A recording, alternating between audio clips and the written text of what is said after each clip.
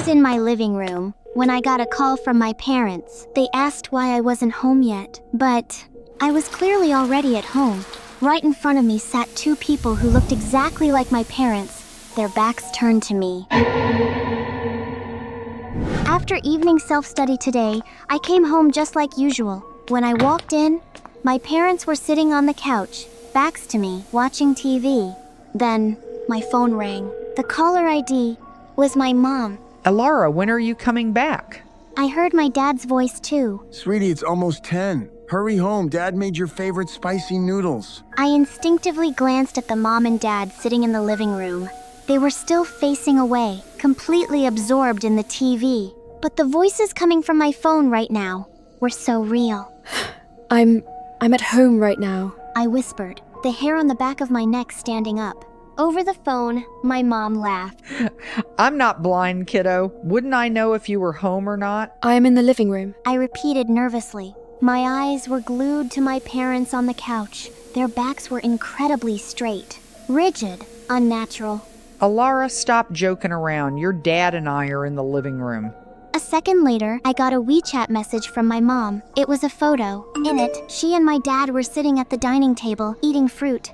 I completely froze. If the people in the photo were my parents, then who was sitting on the couch? The layout of the room here was exactly the same as my house. A black and white cartoon was playing on the TV. It was bizarre. A toad walking upright was dancing slowly.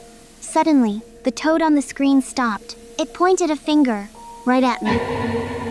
At that exact moment, the two figures on the couch slowly turned their heads toward me. I was terrified, bracing myself to see something monstrous. But it was them, my mom and my dad. They looked totally normal, except their faces were a shade too pale. Dad stood up, smiling, and walked over to me. Alara's back. You must be tired from studying. Dad made you a late-night snack. He put his arm around my shoulder. His hand was cold, bone-chillingly cold. On the table sat a steaming bowl of noodles, but the broth was bright red. Chunks of unrecognizable meat floated on top. A wave of nausea hit me.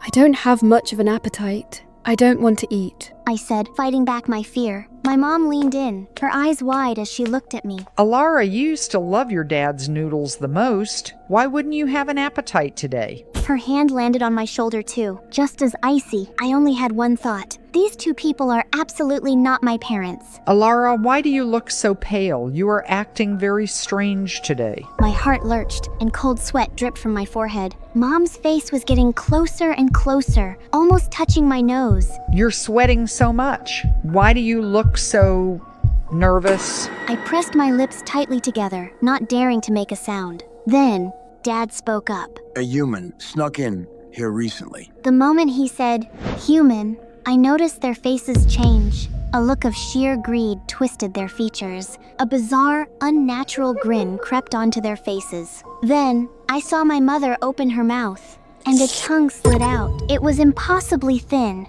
and incredibly long. You can only buy frozen meat on the market these days.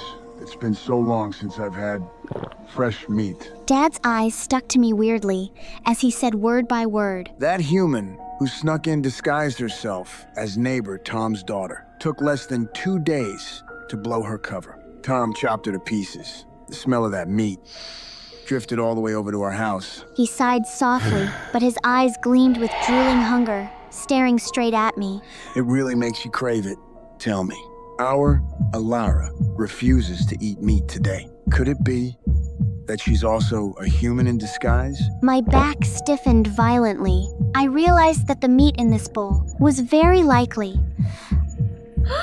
I broke out in a cold sweat, instinctively taking 2 steps back. Mom and Dad were staring at me grimly. I suspected that if I showed even the slightest flaw, they would eat me without hesitation. Yeah, Alara looks very weird today. She used to wolf down her meat. Her face doesn't look right either, almost like she's afraid of us. Alara, why won't you eat the meat? We would never lose our appetite for meat. I forced out a smile that was uglier than crying.